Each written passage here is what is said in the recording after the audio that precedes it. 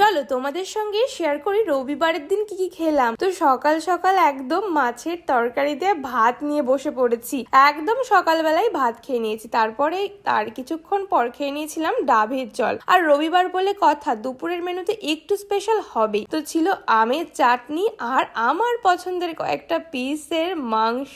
এই গোল গোল পিসের মাংসগুলো কার পছন্দ কমেন্ট করে জানিও, আমার তো ভীষণ ভালো লাগে। তো দুপুরের খাওয়াটা বেশ হয়েছিল, তাই আমি না একটু ঘুমিয়েই পড়েছিলাম। তারপরে ঘুম থেকে উঠে দেখি সন্ধ্যা হয়ে গেছে, তখন একটা লাড্ডু খেয়েছিলাম আর খেয়েছিলাম কৌশিকের দেওয়া দুটো পাঁপড়। আমার পছন্দের কাপে আদা চা নিয়ে বসে পড়েছিলাম খেতে, মানে আমার ঘুমটাই কাটছিল না, তাই জন্যই আর কি চাটা খাওয়া। পরে মা বলল দুপুরের মাংস আছে, তাহলে লুচি হলে কেমন হয়। আমি তো এক পায়ে খাড়া লুচি শুনে, লুচির সঙ্গে মাংস কিন্তু ভীষণ ভালো লাগে। কার কার লুচি দিয়ে মাংস খেতে ভালো লাগে অবশ্যই কমেন্ট করে জানিও। তো তোমাদের ভিডিওটা কেমন লাগলো জানিও, আর এরকম আরো ভিডিও দেখতে হলে আমার চ্যানেলটাকে সাবস্ক্রাইব করে রাখো। টাটা।